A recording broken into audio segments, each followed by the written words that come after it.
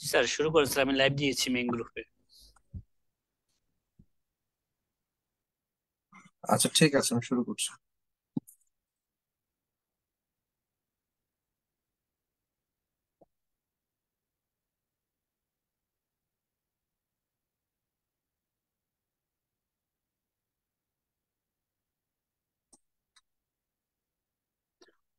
আসসালামু আলাইকুম।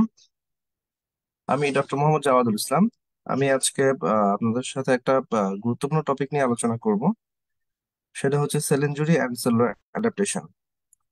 তো আমাদের আসলে সেল ইনজুরি হচ্ছে আমাদের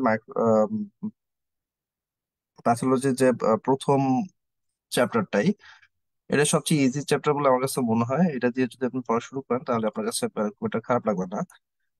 এটা আসলে ওরকম বোঝার মতো, বুঝে পড়লে তাহলে ওটা তো কঠিন টপিকও না। ঠিক আছে, আমি তাহলে শুরু করি। সেল ইনজুরি থেকে আমাদের ইম্পর্টেন্ট টপিক গুলো, প্রথমত হচ্ছে অ্যাডাপ্টেশন থেকে যে কোশ্চেন গুলো আসে। অ্যাডাপ্টেশন থেকে আপনার দেখা যায় যে কম বেশি একদম ইজি কোশ্চেন গুলাকে একটা বোনাস হিসেবে থাকে যে হাইপারট্রফি কোনটা, হাইপারপ্লাসিয়া কোনটা, অ্যাট্রফি কোনটা। এমন এমন এমন বার কোশ্চেন আসছে যে শুধু নামগুলো আসছে যে সেলুলার অ্যাডাপ্টেশন গুলা কি কি আছে। এখানে জাস্ট হচ্ছে এই হাইপারট্রফি, হাইপারপ্লাসিয়া, অ্যাট্রফি, মেটাপ্লাসিয়া এর সাথে অন্য একটা নাম দিয়ে দেয় আর কি। তো আপনারা এই চারটা নাম মনে রাখলে আপনি মোটামুটি 2 নাম্বার শিওর পেয়ে যাবেন। এছাড়া আছে ফ্রি রেডিক্যাল। ফ্রি রেডিক্যাল থেকেও কোশ্চেন আসে। বিশেষ করে হচ্ছে এটার রিমুভাল গুলো আর কি, কি কি এনজাইম অথবা কি কি হচ্ছে মেথড আছে রিমুভালের, ওগুলা সম্পর্কে কোশ্চেন আসে ভাই। উম, একবার 2বার পর পরই। দেন রিভার্সিবল সেল ইনজুরি আর ইরিভার্সিবল সেল ইনজুরি থেকে ফিচার গুলো এটা খুব বেশি ইম্পর্টেন্ট না। তবে ইনজুরি থেকে, ইরিভার্সিবল সেল ইনজুরি থেকে নেক্রোসিস এন্ড অ্যাপোপ্টোসিস এটা খুব বেশি ইম্পর্টেন্ট। নেক্রোসিস অ্যাপোপ্টোসিস থেকে যদি ধরেন ওই যে অ্যাডাপ্টেশনের নামগুলো যদি না আসে, একটু যদি টাফ কোশ্চেন করতে চায় সেই ক্ষেত্রে হচ্ছে ওই নেক্রোসিস অ্যাপোপ্টোসিস থেকে কোশ্চেন গুলো দিয়ে দেয়। দেন আরেকটা টপিক আছে যেটা হচ্ছে ক্লাসিফিকেশন। হ্যাঁ, একটা হচ্ছে আপনার ডিস্ট্রফি ক্লাসিফিকেশন, মেটাস্ট্যাটিক ক্লাসিফিকেশন। এগুলার হচ্ছে এক্সাম্পল গুলো আসে মাঝে মাঝে। Then fatty change, cellular aging, ischemic reperfusion injury, আর হচ্ছে প্যাথোলজি ক্লাসিফিকেশন। এই টপিক গুলো মোটামুটি cell injury and cellular adaptation থেকে ইম্পর্টেন্ট। দেন যেহেতু টপিকটার নাম দিয়েছে cell injury and cellular adaptation, so cell injury দিয়ে আমি শুরু করি। সেল ইনজুরি ব্যাপারটা আসলে হলো কি, নর্মাল একটা সেল, হ্যাঁ, নর্মাল একটা সেলের মধ্যে যে কোনো কারণে একটু স্ট্রেস হলো। স্ট্রেস মানে হচ্ছে অত নটোরিয়াস কোনো ইনজুরি না। হ্যাঁ, তো সেটা হচ্ছে নিজে নিজে রিকভারি করে যে প্রসেসটা আবার হচ্ছে পূর্বের অবস্থায় ফিরে যায়, সেটা হচ্ছে অ্যাডাপ্টেশন। হ্যাঁ, অ্যাডাপ্টেশন মানে হচ্ছে মানে যে আমার যে স্ট্রেসটা হলো, যে ইনজুরিটা হলো, সেটা রিকভারি করে নিলাম, সেটা। আর যদি ধরেন স্ট্রেসটা খুব বেশি হয়, ইনজুরিয়াস স্টিমুলাসটা খুব বেশি নটোরিয়াস হয়, অথবা অ্যাডাপ্টেশন করতে পারলো না, সেক্ষেত্রে সেল ইনজুরিটা হয়। হ্যাঁ, সেল ইনজুরি এখন হচ্ছে আমার এই ইনজুরিয়াস স্টিমুলাস কি কি আছে। এই স্টিমুলাস গুলো হচ্ছে যেমন কজ অফ সেল ইনজুরির মধ্যে ধরেন অক্সিজেন ডিপ্রাইভেশন মানে হাইপোক্সিয়া হলো, অথবা হচ্ছে ইসকেমিয়া হলো, ব্লাড সাপ্লাই কমে গেল। হ্যাঁ, অথবা কোনো infection agent, immunologic reaction, hypersensitivity reaction হলো, ফিজিক্যাল এজেন্ট কোনো হচ্ছে ট্রমা অথবা হচ্ছে কোল্ড, রেডিয়েশন। দেন কোনো ড্রাগ আর কেমিক্যাল এজেন্টস, যদি কোনো নিউট্রিশনাল ইমব্যালেন্স, নিউট্রিশনাল ইমব্যালেন্স থেকে মাঝে মাঝে কোশ্চেন আসে। যেমন প্রোটিন এনার্জি ম্যালিউট্রিশন যেমন ইম্পর্টেন্ট। যেমন যদি এক্সেস যদি হয়ে যায়, excess of lipid, excess of food leading to obesity, deficiency of specific vitamins, এগুলো কিন্তু সেল ইনজুরি করে। হ্যাঁ, আর আছে হচ্ছে জেনেটিক ডিফেক্টস, এটা হচ্ছে ইনবর্ন ইনবর্ন এররস মেটাবলিজম। তো এই হচ্ছে আমাদের সেল ইনজুরির যে ইনজুরিয়াস এজেন্ট গুলা। হ্যাঁ, তো এই এজেন্ট গুলা থেকে, তো সেল ইনজুরি থেকে আবার দুটা জিনিস আছে। তো এই ইনজুরিটা যদি ধরেন মাইল্ড ট্রানজিয়েন্ট হয়, হ্যাঁ, কোন রকম এই খুব বেশি নটোরিয়াস যদি না হয়, সেই ক্ষেত্রে রিভার্সিবল ইনজুরি হয়। হ্যাঁ, মানে হচ্ছে আমাদের যে ইনজুরিয়াস স্টিমুলাই যদি সরাই নেই তাহলে সেটা আবার পূর্বের অবস্থায় ফিরে যেতে পারে, সেটা হচ্ছে রিভার্সিবল ইনজুরি। আর যদি ইনজুরিটা খুব বেশি সিভিয়ার হয়, প্রোগ্রেসিভ হয়, সেক্ষেত্রে সেল হচ্ছে ইরিভার্সিবল ইনজুরিতে চলে যায়। হ্যাঁ, রিভার্সিবল ইনজুরির মধ্যে নেক্রোসিস আছে আর অ্যাপোপ্টোসিস আছে, দুইটা জিনিস। এটা আমরা সবগুলোই একটা একটা করে আলোচনা করব। ঠিক আছে। দেন আমি যদি বলি মেকানিজম অফ সেল ইনজুরি কি কি আছে, এখানে হচ্ছে আমি চারটা জিনিস দেখাইছি। একটা হচ্ছে মাইটোকন্ড্রিয়াল ড্যামেজ, দেন হচ্ছে entry of calcium, membrane damage, আর হচ্ছে প্রোটিন মিসফোল্ডিং, ডিএনএ ড্যামেজ। হ্যাঁ, এখন এর মধ্যে রিভার্সিবল কোনটা, রিভার্সিবল কোনটা, এইটা খুব বেশি ইম্পর্ট্যান্ট। কোশ্চেনে কিন্তু ওভাবেই আসে যে বা নিচের কোনটা হচ্ছে ইরিভার্সিবল মধ্যে চলে যাবে। তবে একটা জিনিস মনে রাখবেন, যখনই কোনো মেমব্রেন ড্যামেজ হবে অথবা হচ্ছে কোনো বা এনজাইম যখন হচ্ছে আপনার অ্যাক্টিভেশন হবে, হ্যাঁ, তখন সেটা ইরিভার্সিবল ইনজুরি হবে। আর হচ্ছে যে এন্ট্রি অফ ক্যালসিয়াম, যদি মাইটোকন্ড্রিয়ার ভিতরে যদি ক্যালসিয়াম ঢুকে যায় অথবা সাইটোসোলিক ক্যালসিয়াম যেটা, এটা যদি বেড়ে যায়, তো সেটা ইরিভার্সিবল ইনজুরি হয়। আর রিভার্সিবল এর মধ্যে যেটা আছে, ধরেন এটিপি ডিপ্লেশন যদি হয়, সেক্ষেত্রে সেটা রিভার্সিবল ইনজুরির মধ্যে পড়ে। এখন ওই যে ইসকেমিয়া একটা কারণ বলেছিলাম, ইসকেমিয়া কিভাবে হচ্ছে সেল ইনজুরিটা করবে। ইসকেমিয়া মানে হচ্ছে কি, ব্লাড সাপ্লাইটা যদি কমে যায়, হ্যাঁ, ধরেন ব্লাড সাপ্লাই কমে গেল কোনো একটা সেলে, তখন হচ্ছে মাইটোকন্ড্রিয়া থেকে অক্সিডেটিভ ফসফোরাইলেশনটা কমে যাবে। অক্সিডেটিভ ফসফোরাইলেশন কমে গেলে কি হবে, এটিপিটা কমে যাবে। এটিপি কমে গেলে আমাদের যে সোডিয়াম পটাশিয়াম পাম্প আছে, সোডিয়াম পাম্প, সেটা হচ্ছে হ্যাম্পার্ড হবে, মানে সেটার অ্যাক্টিভিটি কমে যাবে। দেন অ্যানারোবিক গ্লাইকোলাইসিস হবে, আর হচ্ছে ডিটাচমেন্ট অফ রাইবোজোম হবে। তো এখন সোডিয়াম পটাশিয়াম পাম্প যদি কমে যায়, মানে অ্যাক্টিভিটি যদি কমায় ফেলে, সেক্ষেত্রে কি হবে, বেশি বেশি সোডিয়াম ঢুকবে। মানে নর্মালি যে সোডিয়ামটা বের করে দেয়, পটাশিয়ামটা ভিতরে ঢুকে, তিনটা সোডিয়াম বের করে, দুইটা পটাশিয়াম ঢুকে, এটাই তো হচ্ছে আমাদের সোডিয়াম পটাশিয়ামের পাম্পের কাজ, এই সোডিয়াম পাম্পের কাজ। তো এটা যদি হ্যাম্পার্ড হয়, এটি যদি কমে যায়, তো সোডিয়াম পটাশিয়াম পাম্পটা তো আর কাজ করার মতো কোনো শক্তি পাবে না। হ্যাঁ, তখন দেখা যাবে যে সোডিয়াম গুলো বের করতে পারছে না, তো সোডিয়াম গুলো ভিতরে থেকে যাবে। এই জন্য দেখা যাবে যে ইনফ্লাক্স অফ ক্যালসিয়াম, সোডিয়াম যদি থাকে, সোডিয়ামের সাথে সাথে পানিও কিন্তু ঢুকে। হ্যাঁ, পানিও থাকে, এটা সবসময় মনে রাখবেন, যেখানে সোডিয়াম আছে সেখানেই পানি আছে। তো এই ক্ষেত্রে এই হবে, এই ইনফ্লাক্স হবে সোডিয়াম এন্ড ওয়াটারের, আর হচ্ছে ক্যালসিয়াম ও সোডিয়ামের সাথে যাবে, আর পটাশিয়াম গুলো বের হয়ে যাবে। মানে হচ্ছে সোডিয়াম পটাশিয়াম পাম্পের যে কাজটা, সেটা অল্টার হয়ে যাবে পুরা। তো ভিতরে যদি হচ্ছে আপনার পানি এবং সোডিয়াম জমে, সেই ক্ষেত্রে কি হবে, এন্ডোপ্লাজমিক রেটিকুলাম সোয়েলিং হয়ে যাবে, সেলুলার সোয়েলিং হবে, আর লস অফ মাইক্রোবিয়াল এন্ড ব্লেবস। হুম, এগুলো হয়ে গেলে দেখা যাবে যে আপনার সবগুলাই হচ্ছে রিভার্সিবল সেল ইনজুরির মধ্যে পড়ে এগুলো। আর দেন হচ্ছে অ্যানারোবিক গ্লাইকোলাইসিস, এটা যদি বেড়ে যায়, সেক্ষেত্রে আমাদের গ্লাইকোজেনটা কমে যাবে, ল্যাকটিক অ্যাসিড বাড়বে। ল্যাকটিক অ্যাসিড বাড়লে কি হবে, মানে অ্যাসিড, যে কোনো অ্যাসিড বাড়লে তো পিএইচটা কি হবে, কমে যাবে। তো পিএইচ যদি কমে যায়, তাহলে হচ্ছে ক্লাম্পিং অফ নিউক্লিয়ার ক্রোমাটিন যেগুলো, সেগুলো হচ্ছে ক্ল্যাম্প করে যাবে, নিউক্লিয়ার ক্রোমাটিন গুলো, সেল তার অ্যাক্টিভিটি হারাবে। আর একটা হচ্ছে ডিটাচমেন্ট অফ রাইবোসোম, যেটা প্রোটিন সিনথেসিস কমে যাবে। এখন যেটা বললাম যে ওই সাইটোসোলিক ক্যালসিয়াম কিভাবে সেল ইনজুরি করবে। ক্যালসিয়াম যদি এক্সট্রাসেলুলার কোনো ক্যালসিয়াম, এটা হচ্ছে কাইন্ড অফ ইনজুরিয়াস এজেন্ট। এইটা আপনার মাইটোকন্ড্রিয়া অথবা স্মুথ এন্ডোপ্লাজমিক রেটিকুলামের মধ্যে ঢুকে গেলে, এটা কি করবে, সেলুলার এনজাইম গুলো অ্যাক্টিভ করে দেবে। সেলুলার এনজাইমের মধ্যে কি কি আছে, ফসফোলাইপেজ, প্রোটিয়াজ, এন্ডোনিউক্লিয়াস, এটিপিএস, তো সবগুলো অ্যাক্টিভেট করে দিলে কি হবে, ফসফোলাইপেজ থেকে ফসফো লিপিডটা ভেঙে ফেলবে। প্রোটিয়াস কি করবে, প্রোটিন গুলো ভাঙবে, যে disruption of membrane protein and হচ্ছে সাইটোস্কেলেটাল প্রোটিন। এন্ডোনিউক্লিয়াস হচ্ছে নিউক্লিয়ার ড্যামেজ করবে, আর এটিপিএস যেটা, এটিপি ডিপ্রেশন করবে। হ্যাঁ, আর এখানে হচ্ছে প্রোটিন আর লিপিড কমে গেলে সেটা মেমব্রেন ড্যামেজ করে দেবে। তাহলে যে কোনো ড্যামেজে দেখা যায়, মানে ক্যালসিয়াম যদি দেখেন আপনি, যে বা আপনার অপশনে আছে যে ক্যালসিয়াম সেলের ভিতরে ঢুকেছে, তাহলে সেটা অবশ্যই ইরিভার্সিবল সেল ইনজুরি হবে। Then type of cell injury হচ্ছে রিভার্সিবল সেল ইনজুরি, অলরেডি বলেছি আমি, আর হচ্ছে reversible cell injury. Reversible cell ইনজুরির মধ্যে সেলুলার সোয়েলিং আছে, ফ্যাটি চেঞ্জ আছে, আর ইরিভার্সিবল এর মধ্যে হচ্ছে নেক্রোসিস এন্ড অ্যাপোপ্টোসিস। হ্যাঁ, তো এখানে আমি আরেকটা কথা লিখেছি, সেটা হচ্ছে cellular swelling is the first manifestation of almost all type of injury to the cell. হ্যাঁ, মানে হচ্ছে যে কোনো সেলই ইনজুরি হলে সবার আগে হচ্ছে সেলুলার সোয়েলিং দিয়ে শুরু হবে, তারপর হচ্ছে বাকিগুলো হবে। তো এইটা হয়তো বা এসবি হিসেবে আসতে পারে, মনে রাখবেন আর কি, জাস্ট।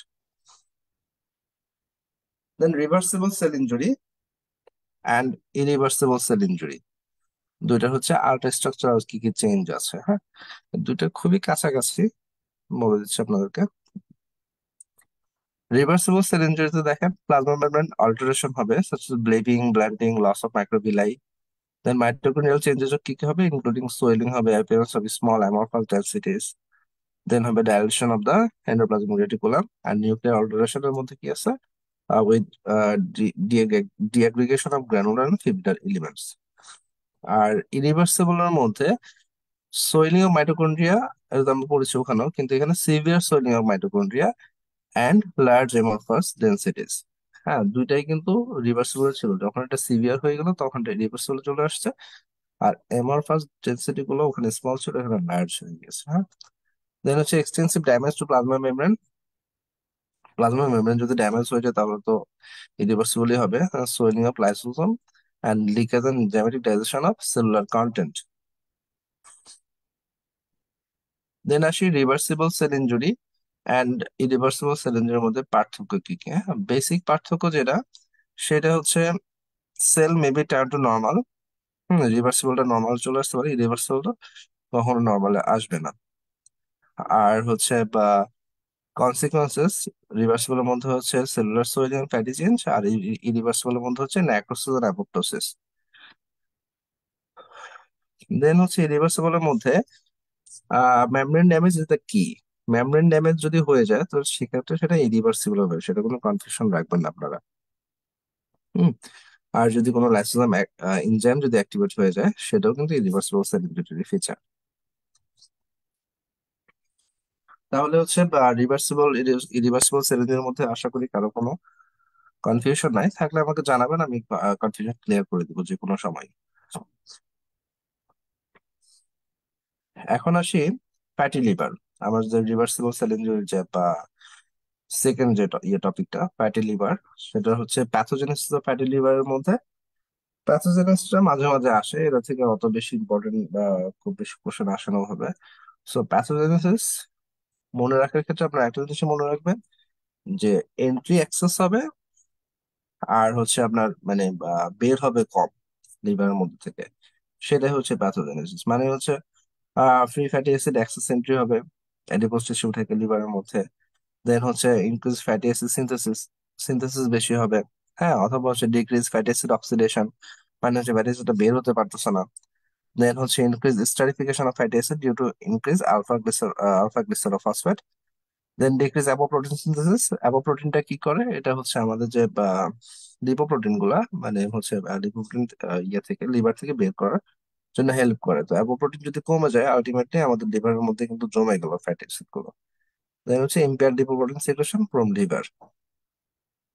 তো এই প্যাথোজেনেসিস যে পয়েন্ট গুলো, এগুলো মাঝে মাঝে পরীক্ষা আসে, এগুলো মনে রাখবেন। সো মনে রাখার শর্টকাট নিয়ম তো বললামই, যে আইদার হচ্ছে বেশি ঢুকবে, না হলে হচ্ছে বের হতে পারবে না, অথবা কম বের হবে।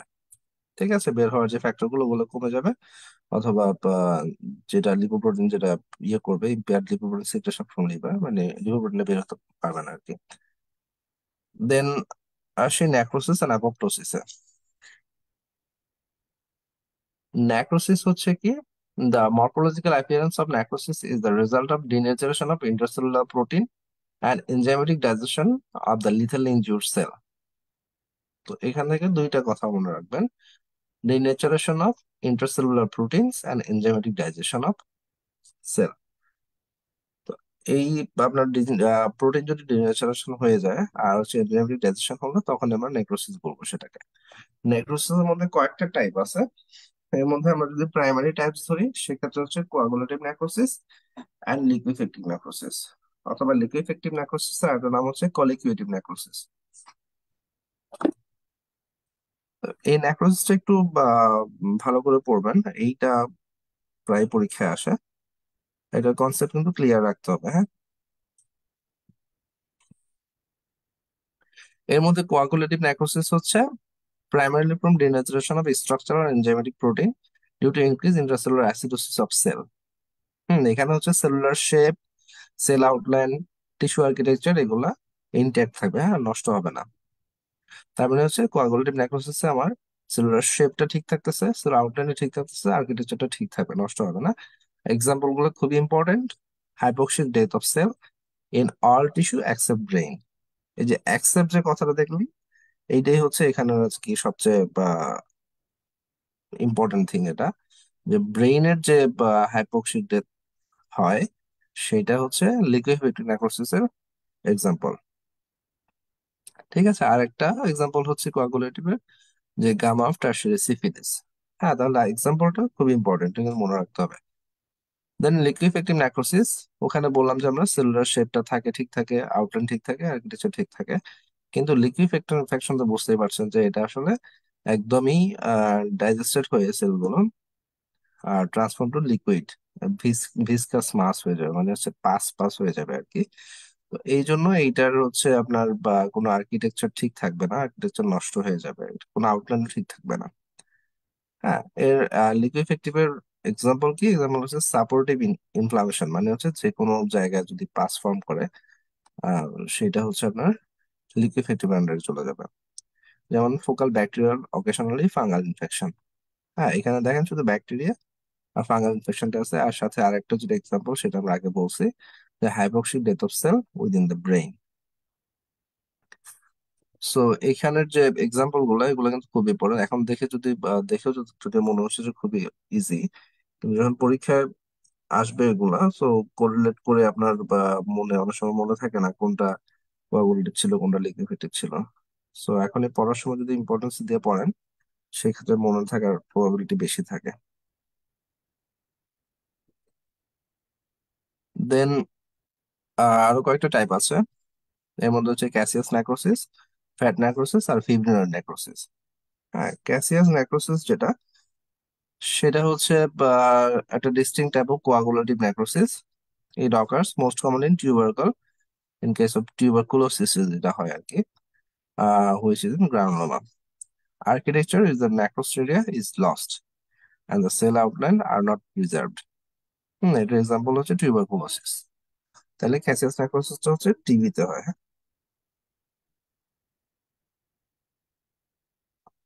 দেন ফ্যাট নেক্রোসিস। ফ্যাট নেক্রোসিসের মধ্যে দুই ধরনের টাইপ আছে, enzymatic fat necrosis, then traumatic fat necrosis. হ্যাঁ, এনজাইমেটিক ফ্যাট নেক্রোসিস হচ্ছে কোথায় হবে? Either pancreas and omental tissue occurring pancreatitis, অথবা হচ্ছে due to action of lipase. তার মানে এনজাইমেটিক ফ্যাট নেক্রোসিসটা হচ্ছে আমাদের কোথায় কোথায় হবে? প্যানক্রিয়াসে অথবা মেন্টাল টিস্যুতে। কেন হবে? লাইপেজ এনজাইমের অ্যাক্টিভেশনের জন্য। দেন আরেকটা ফ্যাট নেক্রোসিস হচ্ছে ট্রমাটিক ফ্যাট নেক্রোসিস, যেটা ইউজুয়ালি ব্রেস্টে হয়। তো এইটার যে এক্সাম্পলটা, এটাও কিন্তু পরীক্ষায় আসে।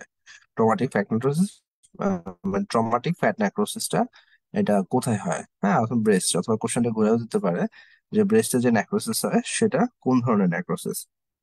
Fat necrosis.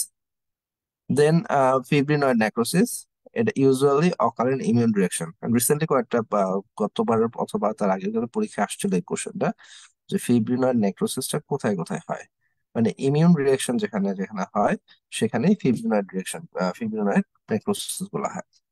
এক্সাম্পল যদি আমরা বলি, acute rheumatic fever, connective tissue disorder like rheumatoid arthritis, SLE, polyarteritis nodosa and other vasculitis, যেগুলোতে হয় মানে ইমিউন রিয়াকশন যে জিনিসগুলা।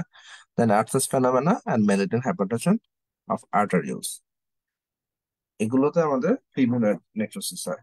হ্যাঁ, আমি বারবার বলছি যে নেক্রোসিস এর মধ্যে আপনার সবচেয়ে ইম্পর্টেন্ট হচ্ছে এক্সাম্পল গুলা। হ্যাঁ, এক্সাম্পল গুলো খুব মনোযোগ দিয়ে পড়বেন। আর সাথে কোয়ালিটি হচ্ছে আর্কিটেকচার ঠিক থাকবে, লিকুইডিটিভে আর্কিটেকচার ঠিক থাকবে না। এই কয়েকটা কথা যদি আপনার মনে থাকে, তাহলে আপনি নেক্রোসিস থেকে কোশ্চেন আসলে মোটামুটি আপনি অ্যান্সার করতে পারবেন। Then nuclear changes in case of necrosis. হ্যাঁ, এটা সিরিয়ালটা হচ্ছে কি, পিকনোসিস, ক্যারিওডাইসিস এন্ড ক্যারিওলাইসিস। এখন হচ্ছে পিকনোসিসটা কি? পিকনোসিস হচ্ছে নিউক্লিয়ার শ্রিঙ্কেজ, দেন ডিএনএ শ্রিঙ্ক ইনটু ডার্ক মাস, ইনক্রিজ ব্যাসোফিলিয়া। আর ক্যারিওডাইসিস এর মধ্যে টাইকনোটিক নিউক্লিয়াস আন্ডারগোস ডিস্ট্রাকটিভ ফ্রেগমেন্টেশন। দেন ক্যারিওলাইসিস এ হচ্ছে যে basophilia phase due to digestion of DNA, deoxyribose DNase enzyme. তো এই তিনটা জিনিস হচ্ছে ইন কেস অফ ন্যাক্রোসিস এর ক্ষেত্রে পিগনোসিস, ক্যারিওলাইসিস, ক্যারিওলাইসিস। এখন আসেন গ্যাংগ্রিন। হ্যাঁ, dry dry gangrene and moist গ্যাংগ্রিনের মধ্যে ডিফারেন্স। তো এইখানেও এক্সাম্পলটা বলার মতো এক্সাম্পলটাই সবচেয়ে বেশি ইম্পর্ট্যান্ট। ড্রাই গ্যাংগ্রিন কোথায় হয় আর হচ্ছে ময়েস্ট গ্যাংগ্রিনটা কোথায় হয়। আর যে পয়েন্ট গুলো আছে, due to arterial obstruction, arterial obstruction হলে ড্রাই গ্যাংগ্রিন হবে। আর ময়েস্ট গ্যাংগ্রিনটা হচ্ছে কি আর্টেরিয়াল এন্ড ভেনাস বোথ অবস্ট্রাকশনের কারণে ময়েস্ট গ্যাংগ্রিন হবে। Then usually not associated with infection, dry গ্যাংগ্রিনে কোনো ইনফেকশন ওরকম থাকে না, কিন্তু ময়েস্ট গ্যাংগ্রিনে ইনফেকশন থাকে। Area is dry, area is moist, absence of smell, আর হচ্ছে প্রেজেন্স অফ ফাউল স্মেল। যদি ইনফেকশন হয় তো ফাস্ট ফর্ম করবে, ফাস্ট ফর্মের জন্য এটা ফাউল স্মেলিং হবে। Then line of demarcation present, এইটা হচ্ছে ড্রাই গ্যাংগ্রিনের এটা হচ্ছে important feature, line of demarcation. আর লাইন অফ ডিমার্কেশনটা হচ্ছে আমার ইয়েতেই আছে, শুধু ড্রাই গ্যাংগ্রিনে থাকে, ময়েস্ট গ্যাংগ্রিনে থাকে না। দেন ব্লেবস অর ক্রিপিটেশন হচ্ছে ড্রাইতে থাকবে না, ময়েস্টে থাকবে। আর স্প্রেডটাও ময়েস্টটা র্যাপিডলি স্প্রেড করবে। ওই পিউট্রিফ্যাকশন যেটা এটাও হচ্ছে ময়েস্ট্রি ভেরি র্যাপিড হবে। আর প্রগনোসিসটাও খারাপ, প্রগনোসিস হচ্ছে ময়েস্টার ইউজুয়ালি ফার্টাল, আর ড্রাইটা হচ্ছে প্রগনোসিস ইউজুয়ালি নট ফার্টাল। আর ড্রাই হচ্ছে usually occur in expose part of the lower limb, মানে এক্সপোজ পার্টই হবে। আর ময়েস্ট ক্যানেলটা হবে ইন্টারনাল অর্গানে, ঠিক আছে, যেমন হচ্ছে আপনার ইন্টেস্টাইন। দেন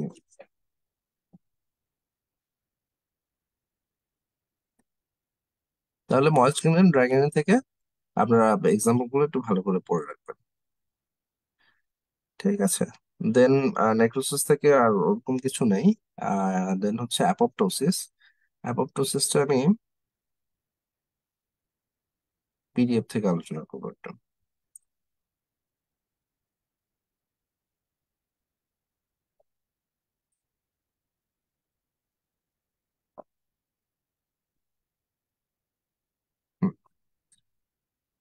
অ্যাপোপ্টোসিস জিনিসটা কি?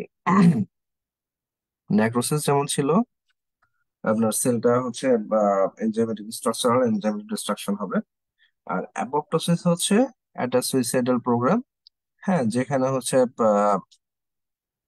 Sales designated to die activate intrinsic enzyme that degrade the cell own nuclear DNA and হচ্ছে নিউক্লিয়ার সাইটোপ্লাজমিক প্রোটিন। মেকানিজমটা ইম্পর্টেন্ট না, টু ডিস্টিংক্ট পাথওয়ে, দুইটা পাথওয়ে আছে, major pathway and minor pathway. যেটা হচ্ছে আপনার মাইটোকন্ড্রিয়াল পাথওয়ে এন্ড হচ্ছে death receptor pathway. So অ্যাপোপ্টোসিসের মধ্যে ফিজিওলজিক্যাল সিচুয়েশন অ্যাপোপ্টোসিসের, আবার হচ্ছে প্যাথোলজিক্যাল সিচুয়েশনও হয়।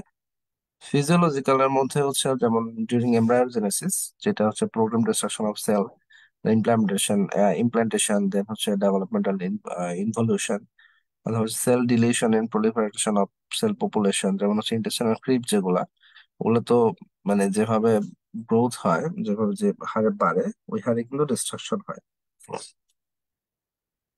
অ্যাপোপ্টোসিস হচ্ছে এক সেন্সে আমাদের জন্য ভালো, কারণ এইটার জন্য দেখা যায় যে হচ্ছে আপনার সেলের যে অনেক সময় টিউমারের একটা ফ্যাক্টর কিন্তু হচ্ছে অ্যাপোপ্টোসিস, যে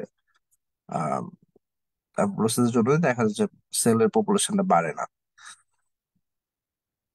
দেন hormone dependent involution in adult, এর মধ্যে হচ্ছে মেনস্ট্রুয়াল ফেজে যে মেনস্ট্রুয়াল এন্ডোমেট্রিয়াল সেলগুলো ব্রেকডাউন হয়, সেটাও অ্যাপোপ্টোসিসের মাধ্যমেই হয়।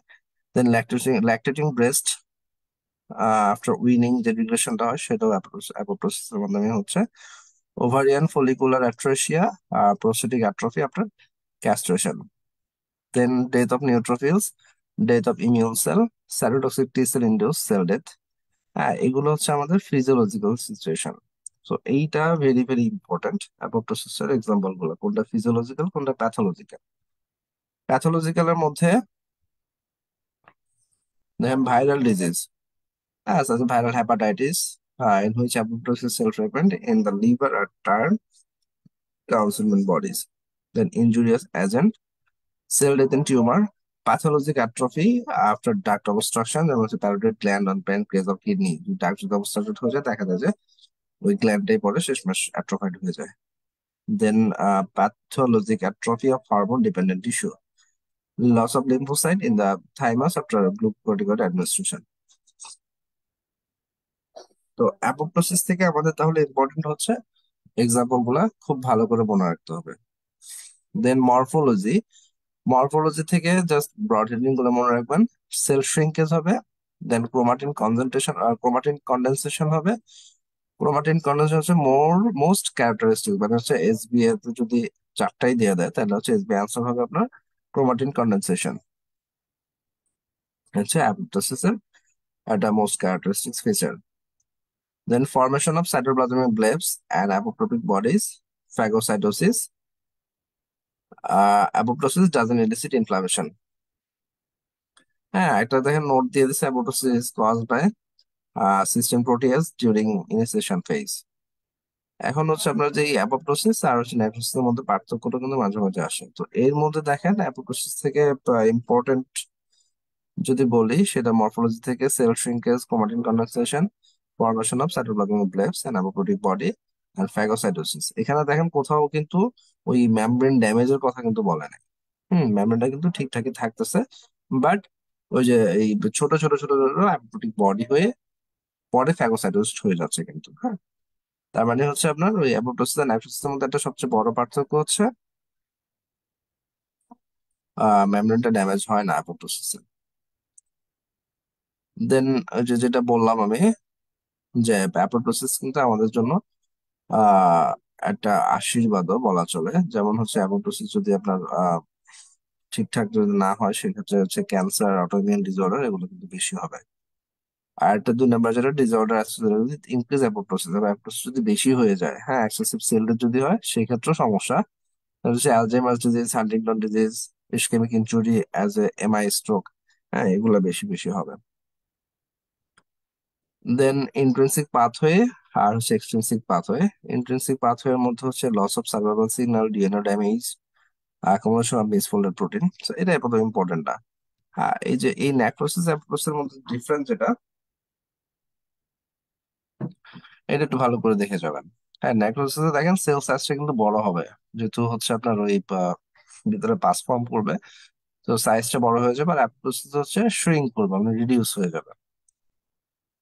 দেন নিউক্লিয়াস তো যেটা বললাম, পিগনোসিস, ক্যারিওরাইসিস, ক্যারিওলাইসিস। আর এখানে হচ্ছে ফ্রেগমেন্টেশন ইনটু নিউক্লিওসোম সাইজ।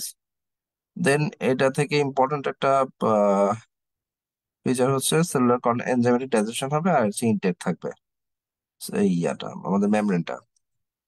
আর ওই ফিজিওলজিক্যাল প্যাথোলজি দিক থেকে ইনভেরিয়াবলি প্যাথোলজিক্যাল নেক্রোসিস, কোনো ফিজিওলজিক্যাল নেক্রোসিস কিন্তু ওভাবে হয় না, কিন্তু অ্যাপোপ্টোসিস কিন্তু ফিজিওলজিক্যালিও হয়। একটা কোশ্চেন দিছে দেখেন এখানে, ফিচার্স কি কি আছে, রিডিউস সেল সাইজ, হ্যাঁ ঠিক আছে, disrupted plasma membrane of the cell, যেটা আমি বারবার বলছিলাম যে প্লাজমা মেমব্রেন কিন্তু ইনটেক্ট থাকে, ডিসরাপশন হয় না।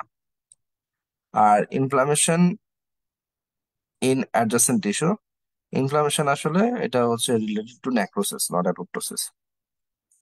দেন ফ্র্যাগমেন্টেশন অফ নিউক্লিওসোম, ঠিক আছে, এটা অ্যাপোপ্টোসিসের একটা feature. Then enzymatic digestion of cellular content, এটাও ঠিক আছে। কোন এনজাইমটা? যেটা হচ্ছে এই যে Sistine protease enzyme.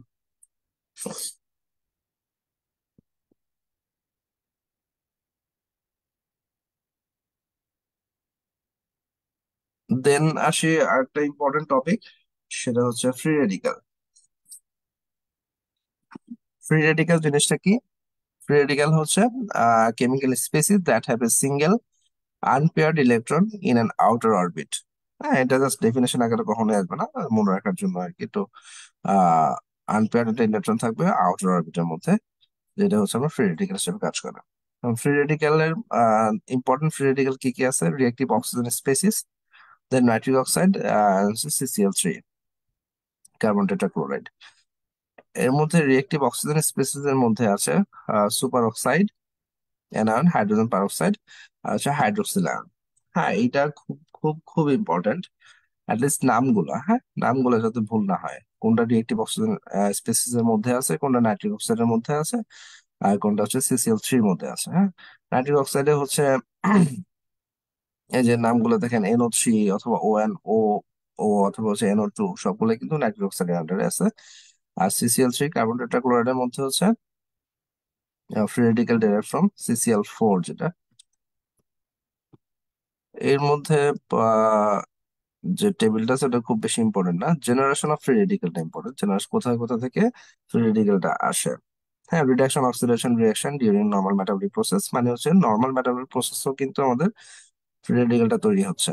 Then absorption of radiant energy, ultraviolet light, X ray এগুলোতে, rapid burst of ROS during inflammation, Fenton reaction, then nitric oxide থেকে আসে, phagocytosis, hydrolysis, anti cancer drug, এগুলো সবগুলো থেকে কিন্তু আমাদের ফ্রি রেডিক্যালটা জেনারেট করতে পারে। এখন জেনারেশন যদি হয়ে যায় সেক্ষেত্রে হচ্ছে সেটার pathologic effect of free radical, মানে প্যাথোলজি কি কি ইফেক্ট পড়ে, lipid peroxidation of membranes, oxidative modification of protein, আর ড্যামেজ টু DNA, তিনটা কাজ করে। তিনটা কাজের মাধ্যমে আমাদের শরীরে যে ক্ষতি করে ফ্রি রেডিক্যাল গুলা। সো এই তিনটা জিনিস মনে রাখবেন, জাস্ট নামগুলো: lipid peroxidation of membrane, then oxidative modification of protein, then DNA, damage to DNA। এটার ইফেক্ট কি? Free radical play role in microbial killing by phagocytic cell, inflammatory damage, chemical injury to cell, radiation injury, cellular aging, destruction of tumor cell by macrophage। হুম। আর হচ্ছে removal of free radical, এইটা হচ্ছে free রেডিক্যালের মধ্যে সবচেয়ে important topic হচ্ছে এটা, যে কিভাবে remove করে। একটা হচ্ছে স্পন্টেনিয়াস ডিকে হবে। দেন হচ্ছে অ্যান্টিঅক্সিডেন্ট। অ্যান্টিঅক্সিডেন্ট যেটা কি কি আমরা পড়েছিলাম, ACE যেটা, হ্যাঁ, ভিটামিন AC হচ্ছে অ্যান্টিঅক্সিডেন্ট হিসেবে কাজ করে। আর সাথে হচ্ছে সেরাম albumin, glutathione, transferrin, সেলুলোপ্লাজমিন and Sistine. হ্যাঁ, এগুলো একদম মুখস্থ করে ফেলতে হবে, এগুলো প্রায়ই কোশ্চেন আসে। যেটা বললাম যে আমরা প্রসেস অ্যাডাপ্টেশন থেকে যদি ওই নামগুলো না দিয়ে দেয়, একটু যদি কঠিন কোশ্চেন করতে চায়, সেই ক্ষেত্রে রিমুভাল অফ ফ্রি রেডিক্যালের মধ্যে যে এনজাইম গুলো আছে ওগুলা কিন্তু নাম আসে প্রায়। আর এনজাইম কি কি আছে এনজাইমের মধ্যে হচ্ছে superoxide dismutase, catalase and glutathione peroxidase. এর মধ্যে একটা কোশ্চেন দেখি আমরা, hydrogen peroxide can be neutralized in our body by hydrogen peroxide কিন্তু বলছে, হ্যাঁ। তার মানে হচ্ছে আপনার সুপার অক্সাইড ডিসমিউটেজ এটা হবে না, কারণ হচ্ছে এটা এটা হচ্ছে সুপার অক্সাইডকেই শুধু আপনার নিউট্রালাইজ করবে, ঠিক আছে, পারঅক্সাইড কিন্তু করবে না। আর বাকিগুলো ঠিক আছে, গ্লুটাথিয়ন পারঅক্সিডেজ হবে, আর হচ্ছে মাইলো পারঅক্সিডেজ তো নাই, ক্যাটালেজটা ঠিক আছে, আর গ্লুকোজ 6 ফসফেট ডেফিসিয়েন্সি এগুলো নাই।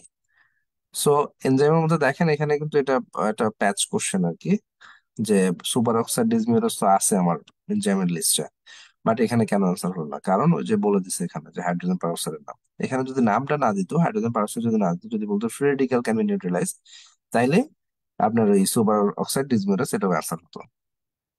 ঠিক আছে, এভাবে এই যে খুঁটিনাটি কোশ্চেন কিন্তু এভাবে আসে অনেক সময়। Then free radical is removed from the cell by অ্যানোনিউক্লিয়াস, ফল, সুপারঅক্সাইড ডিসমিউটেস ঠিক আছে, ট্রান্সফেরিন ঠিক আছে, ভিটামিন B12 তো নাই, গ্লুটাথিয়ন আছে। মানে এগুলো দেখেন বারবার কিন্তু কোশ্চেন আসতেছে, এগুলো এগুলো অনেকগুলো কোশ্চেন, এখানে মাত্র 2-3টা কোশ্চেন আছে, কিন্তু ওই আপনার এনজাইম মানে হচ্ছে রিমুভালের যে প্রসেস গুলা, এগুলা প্রায় কোশ্চেনে আসে, অনেকগুলা কোশ্চেন পাবেন আপনি সলভ করার সময়। দেন আরেকটা জিনিস যেটা আমি সেলুলার অ্যাডাপ্টেশন স্কিপ করে গিয়েছি ফার্স্টের দিকে, অ্যাডাপ্টেশন সম্পর্কে বলি। সেলুলার অ্যাডাপ্টেশন তো আমি বললাম, অ্যাডাপ্টেশন হচ্ছে আপনার সেল ইনজুরি যদি আপনার খুব বেশি না হয়, ইনজুরির প্রকোপটা, সে যদি হচ্ছে বা নিজে নিজে মানা নিতে পারে, নন লিথাল হয়, সেক্ষেত্রে সেলুলার অ্যাডাপ্টেশনটা হয়। হ্যাঁ, অল্টার ফিজিওলজিক্যাল স্টিমুলাই, দেন হচ্ছে বা সাম নন লিথাল ইনজুরিয়াস স্টিমুলাই যদি হয়, সেক্ষেত্রে সেলুলার অ্যাডাপ্টেশন হবে। আর যদি হচ্ছে আপনার, আচ্ছা, সেলুলার অ্যাডাপ্টেশনের ডেফিনেশন হচ্ছে physiological and morphological responses of the cells toward physiological stress. Definition ওভাবে কখনো আসবে না, ঠিক আছে, তারপর একবার রিডিং দিয়ে রাখবেন, যদি কখনো যদি পড়ে যায় তাহলে বলতে পারবেন। দেন টাইপস অফ অ্যাডাপ্টেশন কি কি আছে? 4টা types: atrophy, hypertrophy, hyperplasia, metaplasia. হ্যাঁ, অ্যানাপ্লাসিয়া কিন্তু নাই এখানে, প্লাসিয়া প্লাসিয়া কিন্তু আবার ঠিক দেখা দিলে সমস্যা। তাহলে ওই একদম যদি ইজি কোশ্চেন করে তাহলে অ্যাডাপ্টেশনের 4টা নাম দিয়ে দেয়, সাথে অ্যানাপ্লাসিয়া দিয়ে দেয়। সো ওটা আপনি ওই ফলস দাগে দিয়ে আসবেন, তাহলে আপনি 2 নাম্বার পেয়ে যাবেন। তো অ্যাট্রফি কি জিনিস? অ্যাট্রফি হচ্ছে decrease in the cell size. হ্যাঁ, এটার ভিতরে আর কথা বলতেছে আমি বলবো। হাইপারট্রফি হচ্ছে সেল সাইজটা বড় হবে, হাইপার মানে দেখে তো মনে হচ্ছে হাইপার হবে। ঠিক আছে, আর হাইপারপ্লাসিয়া হচ্ছে ইনক্রিজ ইন সেল নাম্বার, আর মেটাপ্লাসিয়া হচ্ছে সেল সেল টাইপ। তো এইগুলো হচ্ছে বেসিক। হ্যাঁ, অ্যাট্রফির মধ্যে হচ্ছে সেলটা ছোট হয়ে যাবে, হাইপারট্রফির মধ্যে সেলটা বড় হবে, সাইজে বড় হবে, নাম্বারে না। আর হাইপারপ্লাসিয়াতে সেল নাম্বারে বাড়বে।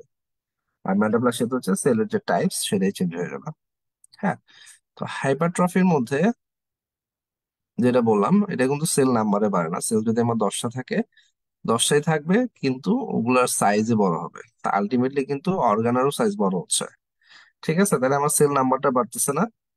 হ্যাঁ, সেলের সাইজটা বড় হচ্ছে, সেলের সাইজ যেহেতু বড় হচ্ছে অর্গানটাও বড় হবে। এটা হচ্ছে আমার হাইপারট্রফি। হাইপারট্রফিটা হচ্ছে ইনক্রিজ প্রোডাকশন সেলুলার প্রোটিন, মানে সেলুলার প্রোটিন যদি বেড়ে যায় তখন হাইপারট্রফিটা হয়। হাইপারট্রফির মধ্যে আবার ফিজিওলজিক্যাল আছে, প্যাথোলজিক্যাল আছে। হ্যাঁ, আমরা যে জিম করি, আমাদের বাইসেপস বানাই, হ্যাঁ এটা কিন্তু প্যাথোলজিক্যাল, মানে ফিজিওলজিক্যালি। আরো হচ্ছে আপনার ফিজিওলজির মধ্যে হচ্ছে ইউটেরাস, ব্রেস্ট, স্কেলেটাল মাসল যেটা বললাম বডি বিল্ডাররা বানায়। ইউটেরাস হচ্ছে ডিউরিং প্রেগনেন্সিটা তো ইউটেরাস অনেক বড় হয়ে যাচ্ছে।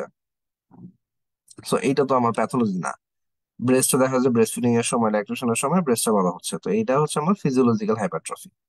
আর প্যাথোলজিক্যাল হাইপারট্রফি কোনটা? সেটা হচ্ছে আপনার হার্টের মধ্যে যেটা হয়, লেফট ভেন্ট্রিকুলার হাইপারট্রফি, যেটা সিস্টেমিক হাইপারটেনশনের কারণে আস্তে আস্তে আস্তে আস্তে হার্টটা বড় হয়ে যাচ্ছে। তো এটা ডেফিনেটলি কোনো ফিজিওলজিক্যাল না, প্যাথোলজিক্যাল। তো এই জিনিসটা একটু মনে রাখবেন, প্যাথোলজিক্যাল কোনটা আর ফিজিওলজিক্যাল কোনটা। দেন আসি হাইপারপ্লাসিয়া। হাইপারপ্লাসিয়া মানে হচ্ছে কি, আমার সেলের নাম্বার গুলা বাড়বে। হ্যাঁ, সেলের নাম্বার যেহেতু বাড়তেছে আলটিমেটলি অর্গান সাইজও বাড়বে। সো এইখানে হচ্ছে আমার সেল নাম্বারটা বাড়তেছে, কিন্তু সেল সাইজটা কিন্তু বাড়তেছে না।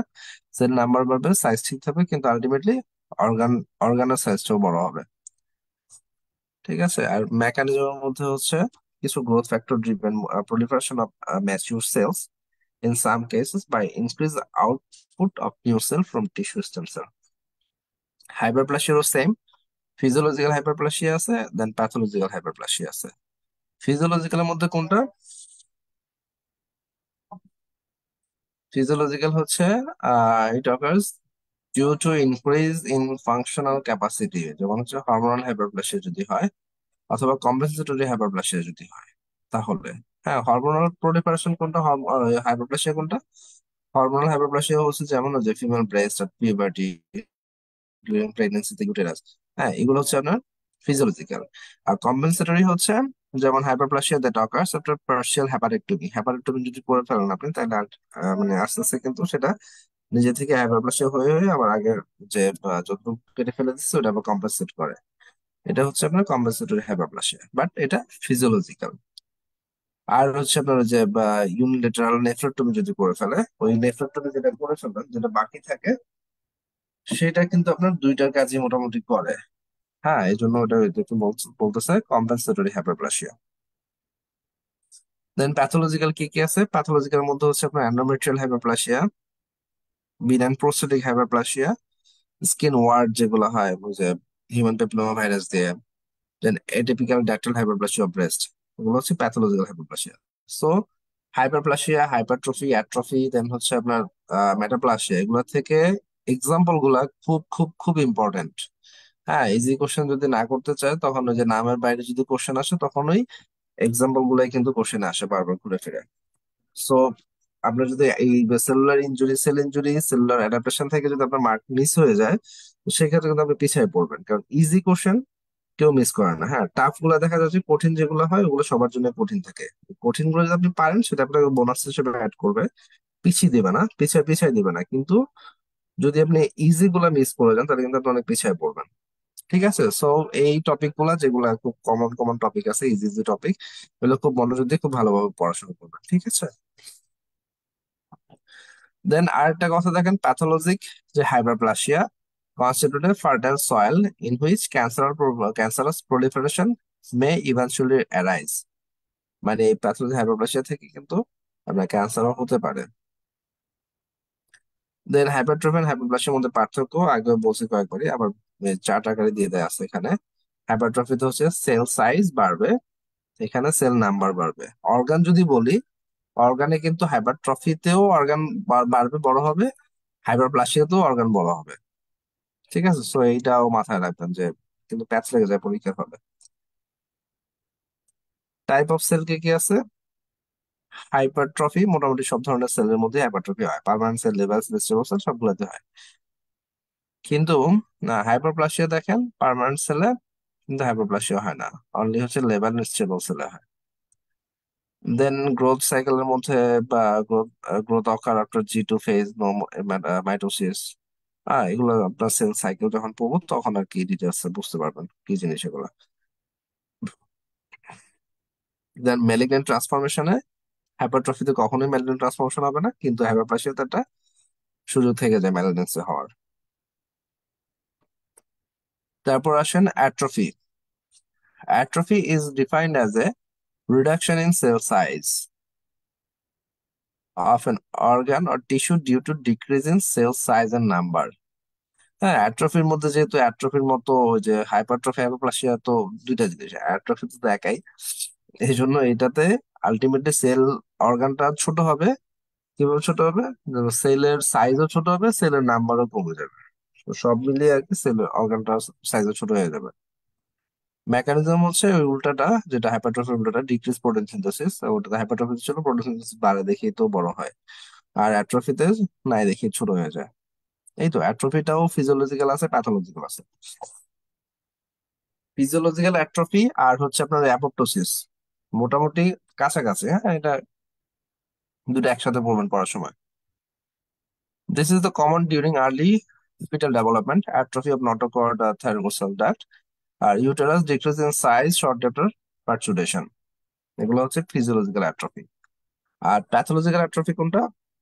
প্যাথোলজিক্যাল অ্যাট্রফি হচ্ছে ডিজিউজ অ্যাট্রফি। যেমন হচ্ছে আপনার অনেকদিন ধরে যদি ইমোবাইল পড়ে থাকে, বেডরিটেন থাকে, দেখা যায় যে আপনার মাসেল গুলা ওয়াস্টিং হয়ে যায়। হ্যাঁ, মাসেল ছোট মানে একদম নাই হয়ে যায়, দেখা যায় আর মানুষজন চিকন হয়ে যায় একদম। তো এইটা হচ্ছে আমার ডিজিউজ অ্যাট্রফি। অথবা হচ্ছে আপনার যখন ওই যে প্লাস্টার করে, হ্যাঁ প্লাস্টার করে অনেকদিন ধরে তো এটা চাপ লেগে থাকে, তখন দেখা যায় এটা ডিজিউজ অ্যাট্রফি হয়ে যায়। দেন ডিমিনিশ ব্লাড সাপ্লাই, কোথাও যদি ব্লাড সাপ্লাই কমে যায় সেটাও অ্যাট্রফি হয়ে যায়। ইনএডুকেট নিউট্রিশন, নিউট্রিশন যদি কম থাকে সেক্ষেত্রেও হয়। আর লস অফ এন্ডোক্রাইন স্টিমুলেশন, যেটা হচ্ছে আপনার loss of estrogen stimulation after menopause, result in physiological atrophy of the endometrium, vaginal epithelium and breast.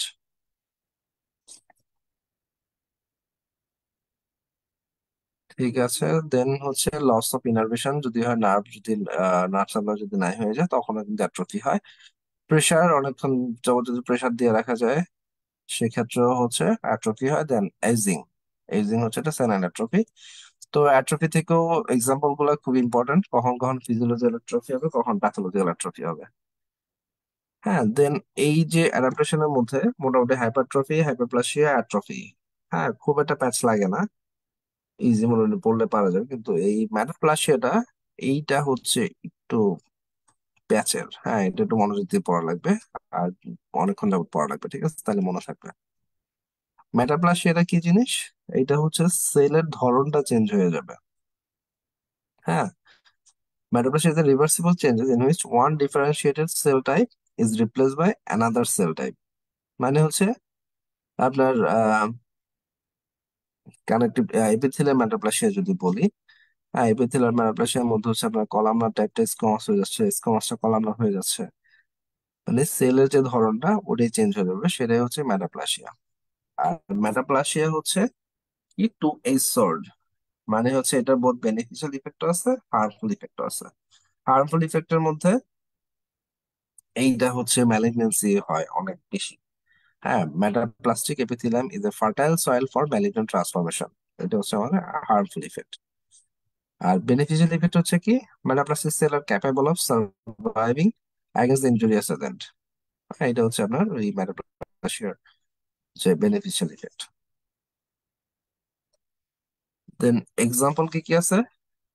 এক নম্বর হচ্ছে স্কোমাস মেটাপ্লাসিয়া, মানে হচ্ছে এপিথেলিয়াম, এপিথেলিয়ালের মধ্যে স্কোমাস মেটাপ্লাসিয়া। দেন হচ্ছে কলামনার মেটাপ্লাসিয়া।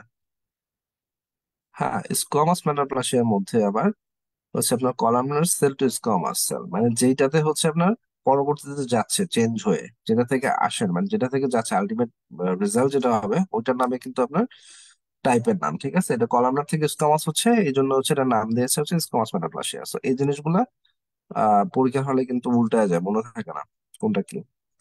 আর আপনারা যখন হিস্টোলজি পড়বেন, হিস্টোলজি থেকে যখন হচ্ছে আপনার এই এপিথেলিয়াল টিস্যু গুলো ভালো করে পড়বেন, তখন এইটা আপনার কাছে আরো ক্লিয়ার হয়ে যাবে যে আসলে এইটা নর্মাল কি ছিল আর অ্যাবনর্মাল কি হচ্ছে। তখন আর প্যাচ লাগবে না। ঠিক আছে, কলামনার সেল স্কামাস যেমন হচ্ছে রেসপিরেটরি ট্র্যাক্ট নর্মাল, যে আপনার রেসপিরেটরি মানে বাতাস যেখানে আছে সেখানে সিলেটেড সিলেটেড কলামনার এপিথেলিয়াম, এই কলামনারটাই আপনার স্কমাস দিয়ে রিপ্লেস হয়ে যাবে, এই জন্য এটার নাম দিয়েছে স্কমাস সেল। গল ব্লাডারও সেম, গল ব্লাডার নর্মাল হচ্ছে কলামনার থাকে, কিন্তু এইটা হচ্ছে আপনার ওই ক্রনিক কলিসিস্টাইটিস যদি হয় সেই ক্ষেত্রে ওই স্টোনের সাথে লেগে লেগে লেগে লেগে এইটার ধরনটা চেঞ্জ হয়ে স্কমাস হয়ে যায় একটা সময় গিয়ে। হ্যাঁ, এই জন্য এটা হচ্ছে আপনার স্কমাস মেটাপ্লাসিয়ার এক্সাম্পল। ইউটেরাসও সেম, ইউটেরাস হচ্ছে columnar cell of cervical gland is replaced by squamous cell in chronic cervicitis. Then prostate same, vitamin A deficiency and stone in the duct. হ্যাঁ, এগুলো হচ্ছে স্কোয়ামাস মেটাপ্লাসিয়ার এক্সাম্পল। দেন হচ্ছে transitional epithelium to squamous epithelium. এটাও দেখেন যে ওই ultimately গিয়েছে স্কোয়ামাসের জন্য, এটা হচ্ছে স্কোয়ামাসের আন্ডারে। হ্যাঁ, ট্রানজিশনাল থেকে স্কোয়ামাস যাচ্ছে দেখে এটার নাম হচ্ছে squamous metaplasia. Urinary bladder, urinary ব্লাডারের মধ্যে হচ্ছে আপনার সিস্টোসোমা হেমাটোবিয়াম যদি ইনফেকশন হয় অথবা হচ্ছে ক্যালকুলাই হয়, সেক্ষেত্রে যে ব্লাডারের যে নিজের যে বা কি এপিথেলিয়াম, ট্রানজিশনাল এপিথেলিয়াম, ওটা চেঞ্জ হয়ে স্কোয়ামাস এপিথেলিয়াম হয়ে যায়। দেন কলামনার মেটাপ্লাসিয়া, তার মানে স্কোয়ামাস মেটাপ্লাসিয়ার মধ্যে হচ্ছে অন্য ধরন থেকে স্কোয়ামাসে আসবে, আর কলামনার মেটাপ্লাসিয়া হচ্ছে অন্য যে কোনো ধরন থেকে কলামনারে চলে আসবে। হ্যাঁ, কলামনার মেটাপ্লাসিয়া এক্সাম্পল হচ্ছে intestinal metaplasia, Barrett's esophagus, cervical erosion, respiratory epithelium. Then আরেক ধরনের মেটাপ্লাসিয়া আছে কানেকটিভ টিস্যু মেটাপ্লাসিয়া, এর মধ্যে হচ্ছে অসিয়াস মেটাপ্লাসিয়া আর হচ্ছে মেসোথেলিয়াম। হ্যাঁ, অসিয়াসের মধ্যেও আবার আপনাকে দুই তিনটা কথা পড়তে হবে। সেটা হচ্ছে আপনার এই যে মায়োসাইটিস অসিফিকামস। হ্যাঁ, এটা হচ্ছে কানেকটিভ টিস্যু মেটাপ্লাসিয়ার একটা এক্সাম্পল। ঠিক আছে,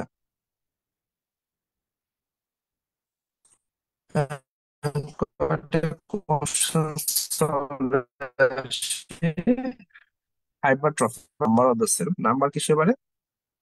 হাইপারপ্লাসিয়াতে, হাইপারট্রফিতে না। তো এটা ফলস। আর increase in the size of the affected organ, ultimately organ তো দুইটাতেই বড় হয়, হাইপারপ্লাসিয়াতেও বড় হচ্ছে, হাইপারট্রফিতেও বড় হচ্ছে। So এটা true. Increase production of cellular protein, হ্যাঁ সেলুলার প্রোটিন বাড়ে দেখে তো হাইপারট্রফিটা হচ্ছে। আর হচ্ছে increase accumulation of cellular lipid, lipid নিয়ে ওরকম কোনো কিছু নয়, প্রোটিনটা বাড়ে দেখে হাইপারট্রফিটা হয়। সো কোশ্চেন সলভ করুন, আপনারা কোশ্চেন সলভ করে আপনার যেটা ট্রু সেটা তো ঠিক আছে জানেন ট্রু, কিন্তু যেটা ফলস ওইটা নিয়ে আপনারা বেশি সময় ব্যয় করবেন। হ্যাঁ, এটা কেন ফলস হলো, এটা কেন ফলস না ট্রু হলো না। যেমন হচ্ছে আপনার হাইপারট্রফিতে যে যেটা ফলস, বি নাম্বারটা increase in the number of cell, তার মানে এটা তো ফলস। কারণ কারণ তো আপনি যখন সাথে সাথে পড়ে ফেলবেন তখন আপনার হাইপারট্রফিও পড়া হয়ে যাবে, হাইপারপ্লাসিও পড়া হয়ে যাবে। ঠিক আছে, মোটামুটি শেষ পর্যায়ে চলে আসছি। আর কিছু খুচরা টপিক আছে এখানে, যেমন হচ্ছে আপনার এই যে ইসকেমিয়া রিপারফিউশন ইনজুরি। হ্যাঁ, ইসকেমিয়া রিপারফিউশন ইনজুরি হচ্ছে কোনো জায়গায় যদি ইসকেমিয়া হয়ে যায়, হ্যাঁ যদি ব্লাড সাপ্লাই কমে যায়। হ্যাঁ, তো ব্লাড সাপ্লাই কমে তো বিভিন্ন কারণ আছে, যদি আপনার ওই ব্রেন স্ট্রোক যদি হয়, মানে হ্যামোরেজিক স্ট্রোক অথবা হচ্ছে ইসকেমিক স্ট্রোক যদি হয়, হ্যাঁ ইসকেমিয়া যদি হয়ে যায়, তো সেক্ষেত্রে তো সেল ওর ডেথ হয়ে যায়। কিন্তু দেখা যায় যে আপনার যদি ইমিডিয়েটলি যদি আপনার রিপারফিউশন করতে পারেন, ওই সেলটা কিন্তু বেঁচে যায়, রিভার্স করে যায়। হ্যাঁ, অনেক ক্ষেত্রে। তো ওইটাই restoration of blood to ischemic tissue can promote recovery of cell if they are reversibly injured. কিন্তু আহ যদি হচ্ছে আপনার ইয়ে করে, ইরিভার্সিবল যদি হয়ে যায় সেটা, সেক্ষেত্রে আপনি যদি রিপারফিউশন করেন, সেক্ষেত্রে আপনার ইনজুরির মাত্রাটা আরো বেড়ে যাবে। হ্যাঁ, এইটার নামই হচ্ছে ইসকেমিয়া রিপারফিউশন ইনজুরি। এর মধ্যে মেকানিজম হচ্ছে সেভার মেকানিজম আছে, এর মধ্যে oxidative stress, intracellular calcium overload, inflammation, activation of complement system. হ্যাঁ, এই নামগুলো মনে রাখবে, এটা যে ইয়াতে রেসিডেন্সি পরীক্ষা আসছিল কোশ্চেন গুলো। দেন হচ্ছে আপনার ন্যাক্রোপ্টাসিস। আমরা পড়ছি কি ন্যাক্রোসিস পড়ছি, অ্যাপোপ্টোসিস পড়ছি, কিন্তু কোশ্চেন আসছে ন্যাক্রোপ্টোসিস। মানে হচ্ছে দুইটার কম্বিনেশন। কম্বিনেশনটা কিভাবে হয়েছে? মরফোলজিক্যালি, হ্যাঁ মরফোলজিক্যালি হচ্ছে আপনার রিজেম্বলেন্স ন্যাক্রোসিস, কিন্তু মেকানিক্যালি হচ্ছে আবার অ্যাপোপ্টোসিস এর মতো। এই জন্য দুইটাকে একসাথে বলা হচ্ছে ন্যাক্রোপ্টোসিস। ন্যাক্রোপ্টোসিসের কয়েকটা কন্ডিশন, হ্যাঁ কিছু কন্ডিশনে ন্যাক্রোপ্টোসিস হয়, এই কন্ডিশন গুলোর নাম মনে রাখার চেষ্টা করবেন। Necrosis occur during the formation of mammalian bone growth, acute pancreatitis, reperfusion injury, আর নিউরোডিজেনারেটিভ ডিজিজ, হোস্ট ডিফেন্স। হ্যাঁ এগুলা মাঝে মাঝে হয়তো একবার মনে হয় কোশ্চেন আসছিল, এই জন্য পরবর্তী যদি আবার দিয়ে দেয় যাতে আপনারা কোশ্চেন অ্যান্সার করতে পারেন। ঠিক আছে, ওইটা গেল হচ্ছে ন্যাক্রোপ্টোসিস। আর এটা হচ্ছে আরেকটা দেখেন, আরেকটা শব্দ আছে পাইরোপ্টোসিস। পাইরোপ্টোসিস মানে হচ্ছে আপনার অ্যাপোপ্টোসিস আছে, সাথে এই বা ইনফ্লামেশন আছে। কারণ আমরা তো অ্যাপোপ্টোসিসে কি বলছিলাম যে ইনফ্লামেশন কিন্তু ন্যাক্রোসিসের সাথে যায়, অ্যাপোপ্টোসিসে কোনো ইনফ্লামেশন হয় না। কিন্তু যদি হচ্ছে আপনার এই যে pyroptosis biochemical similarity with apoptosis and associated with fever, মানে ফিভার আছে প্লাস অ্যাপোপ্টোসিস, জন্য এটার নাম হচ্ছে পাইরোপ্টোসিস। মানে পাইরেক্সিয়া না ফিভার, আর একটা নাম হচ্ছে পাইরেক্সিয়া। তো ওই পাইরেক্সিয়া আর হচ্ছে অ্যাপোপ্টোসিস দুইটা মিলে নাম হচ্ছে পাইরোপ্টোসিস। পাইরোপ্টোসিসও একই, অ্যাক্টিভেট ক্যাসপেজ 1। ক্যাসপেজ 1 কি করে, ইন্টারলিউকিন 1 কে ভেঙে সেটা থেকে হচ্ছে আপনার ওই ইন্টারলিউকিন 1 তো মেইনলি ফিভারটা করে, এই জন্যই হচ্ছে ওই ফিভারটা আসে আর কি। Caspase 1 cleaves interleukin 1 to form biologically active interleukin 1 which induce fever. Ultimately caspase 1 এর জন্য ফিভারটা আসে। তো এই জন্য এটার নাম হচ্ছে পাইরোপ্টোসিস। পাইরোপ্টোসিস মানে হচ্ছে ইনফ্লামেশন প্লাস অ্যাপোপ্টোসিস। দেন সেলুলার সুয়েলিং হবে এখানে। হ্যাঁ উল্টোটা কিন্তু মনে রাখবেন এটা, সেলুলার সোয়েলিং। অ্যাপোপ্টোসিস কিন্তু সোয়েলিং হয় না, কিন্তু এখানে যদি ইনফ্লামেশন হচ্ছে সেজন্য সোয়েলিংটা হবে। Loss of plasma membrane integrity, এটাও কিন্তু অ্যাপোপ্টোসিস এর উল্টা ধর্ম। আর রিলিজ অফ ইনফ্লামেটরি মেডিয়েটরস। ঠিক আছে, সো আপনার যদি পাইরোপ্টোসিস আর হচ্ছে অ্যাপোপ্টোসিস এর মধ্যে পার্থক্য আসে, দুইটা কিন্তু একদম পুরা ডিফারেন্ট। মানে পাইরোপ্টোসিস আর হচ্ছে নেক্রোসিস সিমিলারিটি আছে কিন্তু। যেমন নেক্রোসিস ইনফ্লামেশন হচ্ছে, সেলুলার সোয়েলিং হচ্ছে, আপনার ইন্টিগ্রিটি লস হচ্ছে, কিন্তু অ্যাপোপ্টোসিস কিন্তু এগুলো হচ্ছে না। ঠিক আছে, আর নেক্রোপ্টোসিস যেটা বললাম, নেক্রোসিস প্লাস অ্যাপোপ্টোসিস, এখানেও নেক্রোসিস যেহেতু আছে সেলুলার সোয়েলিং হবে, প্লাজমা মেমব্রেন হচ্ছে ইন্টিগ্রিটি লস হবে, লস অফ এটিপি হবে, আর formation of reactive oxygen species মানে হচ্ছে ফ্রি রেডিকেল হবে, এন্ড লাইসোজোমাল এনজাইম ইনফ্লামেশন। ঠিক আছে, নেক্রোটোসিসের যে কোথায় কোথায় হয় বলছিলাম যে ওই এক্সাম্পল গুলো ওগুলা পরীক্ষা আসছিল কিন্তু, সো আবারও আসতে পারে, মনে রাখার চেষ্টা করবেন। ঠিক আছে, ইন্ট্রাসেলুলার অ্যাকুমুলেশনের মধ্যে ওই যে প্যাথোলজি ক্লাসিফিকেশন, যেটা প্যাথোলজি ক্লাসিফিকেশনের মধ্যে dystrophy classification and metastatic classification. হ্যাঁ ডিস্ট্রফি ক্লাসিফিকেশন যেটা ইম্পর্টেন্ট সেটা হচ্ছে ডিস্ট্রফি মানে হচ্ছে ওই ডি ফর ডি, মানে হচ্ছে ডাইট টিস্যুতে হচ্ছে ডিস্ট্রফিক হবে, আর লাইভ টিস্যুতে হবে হচ্ছে আপনার মেটাস্টেটিক হবে। ঠিক আছে, তো ডাইং টিস্যু যেগুলা, ওগুলো কিন্তু ডিস্ট্রফিক ক্লাসিফিকেশন হবে। এই জন্য এইটার হচ্ছে আপনার সেরাম ক্যালসিয়াম লেভেলটা বাড়বে না, কিন্তু ওই মেটাস্টেটিক ক্লাসিফিকেশনে ক্যালসিয়াম লেভেলটা বাড়বে। হ্যাঁ, সাইট কি কি আছে, সাইট অফ ডিস্ট্রফিক ক্লাসিফিকেশন এর মধ্যে হচ্ছে আপনার কোয়াগুলেটিভ ক্যাসিয়াস এন্ড লিকুইফিটিভ নেক্রোসিস, মানে যেখানে হচ্ছে আপনার সেল ডেথ আছে সেখানে, তো ডেথ মানে dystrophic classification. Atheromatous lesion, hematoma, thrombus, infarct, heart valves, others যেমন ইন্টারনাল ফাইব্রয়েড, মেনিনজিওমা। হ্যাঁ এগুলো কিন্তু ইম্পর্টেন্ট, কোথায় ডিস্ট্রফিক হয় কোথায় হচ্ছে মেটাস্ট্যাটিক হয়। আর মেটাস্ট্যাটিক হচ্ছে কি, occur normal tissue in whenever there is hypercalcemia. হ্যাঁ ডিস্ট্রফিকে হচ্ছে ক্যালসিয়াম লেভেলটা নর্মাল থাকবে, হাইপার ক্যালসিমিয়া হবে না, কিন্তু মেটাস্ট্যাটিকে হাইপার ক্যালসিয়ামটা হচ্ছে কিন্তু। ঠিক আছে, আর কজেস অফ হাইপার ক্যালসিয়ামে কি কি আছে ওটা আপনার এখানেও পড়বেন, এন্ডোক্রাইনোলজিতে অনেকবার পড়তে হবে। সো আলটিমেটলি এই কোশ্চেনটা আপনি যদি পড়ে রাখেন আপনার এখানেও কাজে লাগবে, প্লাস এন্ডোক্রাইনোলজি যখন পড়বেন সেখানেও আপনার কাজে লাগবে। Hyper parathyroidism, vitamin D intoxication, মানে হচ্ছে ভিটামিন ডি বেশি, ডেফিসিয়েন্সি না, কিন্তু মাঝে মাঝে কিন্তু কোশ্চেন ডেফিসিয়েন্সি দিয়ে দেয় ইয়াতে স্ট্রিমে। সো নাক কান খোলা রেখে কিন্তু পড়তে হবে। ঠিক আছে, সরি চোখ কান খোলা রেখে। দেন রেনাল ফেলিওর, সার্কোইডোসিস। আর সাথে যেমন renal tubular acidosis, milk alkali syndrome, albumin intoxication, patient on chronic renal dialysis. এগুলা সবগুলা কথাই ইম্পর্টেন্ট। যখন আপনি এন্ডোক্রাইন পড়বেন তখন আপনার কাছে মনে হবে হ্যাঁ এটা তো পড়ছিলাম আগেও। হাইপারক্যালসিমিয়ার কজ গুলো, হাইপারক্যালসিমিয়া আলটিমেটলি হচ্ছে মানে হচ্ছে মেটাস্টেটিক ক্লাসিফিকেশন কোথায় কোথায় ওটা আর কি আপনার এক্সাম্পলটা এটাই। কমন সাইট কি? কমন সাইট হচ্ছে sorry, may occur widely throughout the body, but common site যদি বলে gastric mucosa, kidney, lungs, systemic arteries, pulmonary vein. Systemic artery, pulmonary vein, lung, kidney, gastric mucosa. ঠিক আছে, common site for metastatic classification. ভুল হলে চলবে না এগুলো। Dystrophic classification যেমন ফ্যাট নেক্রোসিস ঠিক আছে, ক্যালসিয়াম থাইরয়েড ঠিক আছে, প্যারাথাইরয়েডিনোমা যেটা তো হচ্ছে প্যারাথাইরয়েডিনোমা যেটা যে প্রথমেই পড়ছি যেটা হাইপার প্যারাথাইরয়েডিজম, এটা হচ্ছে আপনার মেটাস্টেটিক ক্লাসিফিকেশন।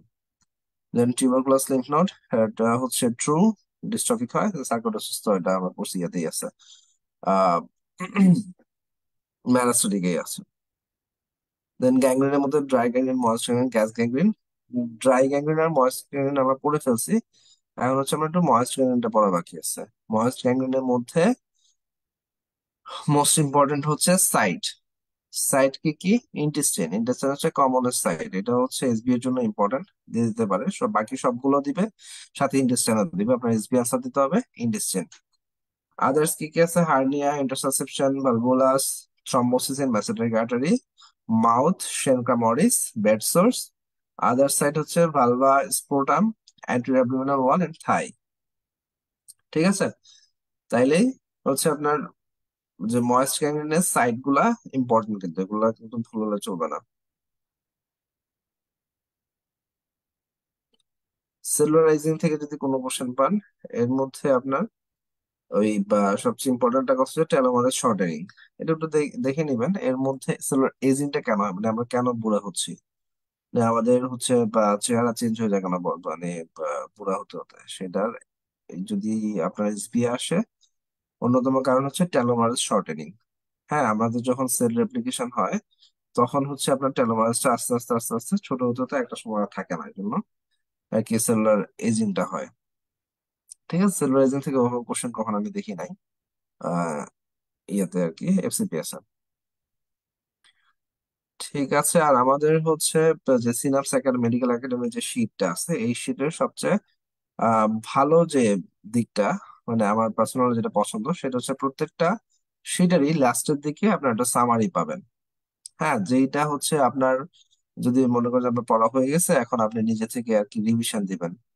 দেখা যাচ্ছে যে আপনার টপিকটা খুলে রিভিশন দিতে গেলে চোখে পড়ে যায়, তখন মনে পড়ে যায়, কিন্তু এখানে হচ্ছে জাস্ট টপিকের নাম দেওয়া আছে, আপনি চাইলে এখান থেকে আর কি রিমাইন্ড করতে পারবেন যে আপনার কতটুকু মনে আছে। আর হচ্ছে আমাদের স্টার মার্কও দেওয়া আছে, কোনটা কত বেশি ইম্পর্টেন্স দিয়ে পড়বেন সেটা আমাদের সামারি দেখলে কিন্তু বুঝতে পারবেন। ঠিক আছে, আর একটা ইম্পর্টেন্ট জিনিস হচ্ছে এক্সাম নাইট টপিক। মানে আমাদের আগে যেটা হতো, আমরা 3 দিন সময় পেতাম আমাদের সময় পর্যন্ত। 3 দিনে দেখা যাচ্ছে যে 3টা ভাগ করে আমরা মোটামুটি তাও শেষ করতে পারতাম, কিন্তু এখন হচ্ছে যেটা এক রাতেই আপনাকে সবকিছু পড়তে হবে। সবকিছু মানে একটা মহাসমুদ্র। তো এই সবকিছু তো আসলে পরীক্ষার আগের দিন রাতে ভাবে দেখে দেখে যাওয়া যায় না। এই জন্যই আমাদের আরেকটা ভার্সন যেটা মানে আরেকটা ইনোভেটিভ যেটা, সেটা হচ্ছে synapse medical academy exam exam night topic গুলা। হ্যাঁ, এগুলা জাস্ট আপনার মানে যেটা হচ্ছে না পড়লেই নাই, আপনি ধরেন আহ 5 মিনিট সময় পাইছেন, 5 মিনিটের মধ্যে আপনার সবচেয়ে বেশি ইম্পর্টেন্ট যেটা, এটা একটু দেখে গেলে আপনি মোটামুটি ধরেন সেটা অ্যান্সার করতে পারবেন। তো ঠিক আছে, আজকে আমার লেকচার এতটুকুই। যারা আমাদের সাথে ছিলেন এতক্ষণ সবাইকে অনেক অনেক ধন্যবাদ। আপনাদের টাইমটা আমাকে দিয়েছেন। আর কোনো কিছু যদি বোঝার বাকি থাকে অথবা বুঝতে যদি না পারেন, আমাকে যে কোনো সময় নক দিবেন, আইদার বা মেসেঞ্জারে অথবা অন্য কোনো যে কোনো ভাবে আমি রিপ্লাই দেওয়ার ট্রাই করব। ঠিক আছে, আপনাদের কারো কোনো কোশ্চেন আছে?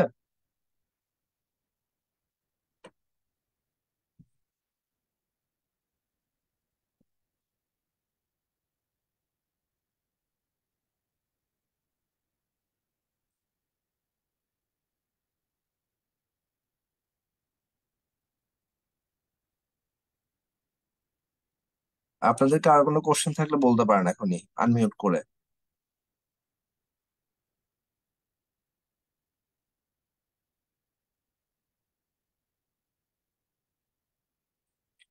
আচ্ছা ঠিক আছে, যারা হচ্ছে আমাদের এই জুলাই 24 এফসিপিএস পার্ট ওয়ান অথবা হচ্ছে এই মার্চে হচ্ছে ডিসিএইচ অথবা যে কোনো ডিপ্লোমা দিবেন, আমাদের আহ, অন্যান্য ব্যাচটা আমি জানি না, পিডিয়াট্রিক্স এর অনেকগুলা ব্যাচ চালু আছে আপনাদের জন্য, যেটা সুবিধার হয়, যেখানে এনরোলমেন্ট দরকার আছে আপনার।